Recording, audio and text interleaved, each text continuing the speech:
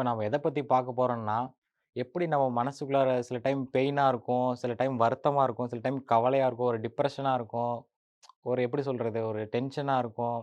ஒரு ஒரு நம்மளால ஒரு நல்லாவே ஃபீல் பண்ண முடியாது. ஒரு கஷ்டமாவே இருக்கும். மனசு பாரமாவே இருக்கும். எப்படி இதெல்லாம் வந்து ஒரே செகண்ட்ல வந்து ஓவர் கம் பண்ணிட்டு நம்ம அடுத்த வேலைய பார்க்கதுன்ட்டு நம்ம பார்க்கலாம். ஆமாங்க. இது ரொம்ப ஆச்சரியமா ஆக்சுவலா இருக்கும். ஒரு எக்ஸாம்பிளுக்கு இப்போ நம்ம மனசுல ஒரு தாங்க முடியாத ஒரு பெயின் வருதுன்னு வச்சுக்கோங்களேன். அந்த பெயினாவே நம்ம மாறிறணும். அதோட மெர்ஜ் ஆயிறணும். அதோட இணைஞ்சிரணும்னு சொல்ல வரேன். ஆமாங்க.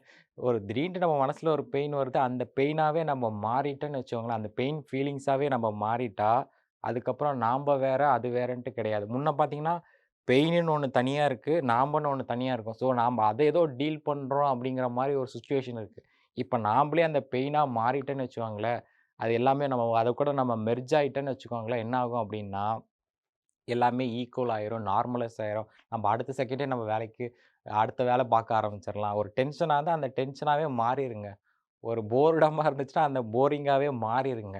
அப்புறமேட்டு ஒரு நெகட்டிவா இருந்துச்சுன்னா, அப்படியே நீங்க மாறிருங்க. எந்த ஒரு ஒரு கஷ்டமான சிச்சுவேஷனோ, ஒரு டென்ஷனா சிச்சுவேஷனோ, அந்த ஃபீலிங்ஸாவே மாறிருங்க. இது வந்து ஒரு சைக்காலஜிக்கல் எமோஷன்ஸுக்கு மட்டும் கிடையாது.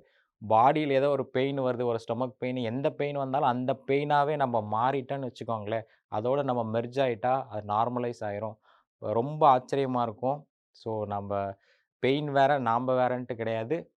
நாம்பளே அந்த ஃபீலிங்ஸா மாறிட்டா, நாம்பளே அதோட மெர்ஜ் ஆயிட்டா, உடனே நம்ம நார்மலைஸ் ஆயிரும். நம்ம அடுத்த வேலைய பார்க்க ஆரம்பிச்சிரலாம்.